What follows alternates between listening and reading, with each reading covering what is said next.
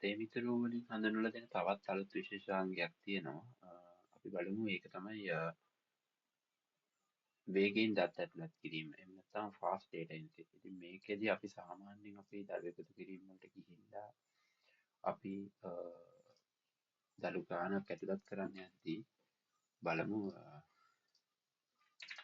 මේ විදිහට අපි දඩු ගානක් ඇතුළත් කරද්දී ඔයාලට හැම වෙලේම මේ වගේ මේ ස්ක්‍රීන් එකක් එනවා. එතකොට මේක ක්ලෝස් කරලා ආයි ගිහිල්ලා ආයි අංක ගහලා එහෙම යන්න වෙනවා.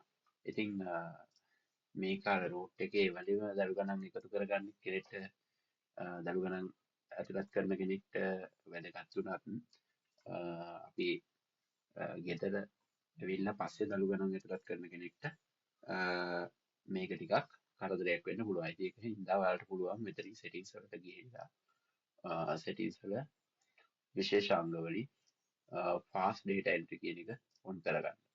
ඉතින් මේක on කරලා අපි ගිහලා බලමු.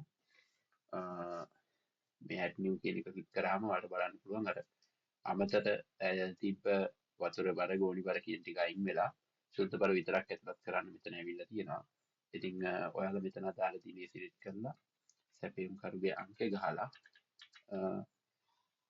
ඔයාලට බලා ගන්න පුළුවන් ඊට අමතරව මෙතන මේ පොඩි ඔයාලට ගයිඩ්ලයින් එකක් ඇවිල්ලා තියෙනවා මේ enter තබන්න. ඒ කියන්නේ ඔයාලා කම්පියුටර් එක නම් පාවිච්චි කරන්නේ ඔයාලට කීබෝඩ් එක විතරක් භාවිතා කරලා මේක කරගෙන යන්න පුළුවන් මවුස් එකේ එහෙම කරන්නේ නැතුව.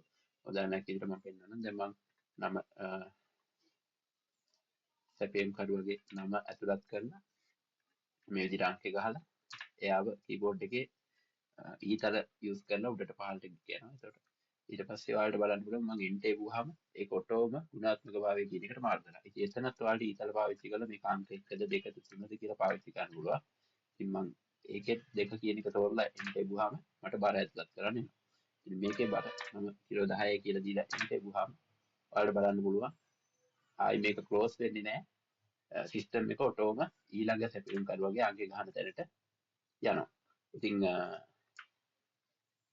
ඒ විදිහට තමයි fast data entry හරහා ඔයාලට පුළුවන් වේගයෙන් දත්ත ඇතුළත් කරන්න. ඉතින් ඒ විශේෂාංගයත් මේ වර රිලීස් එකකින් ඔයාලට ලැබිලා තියෙනවා.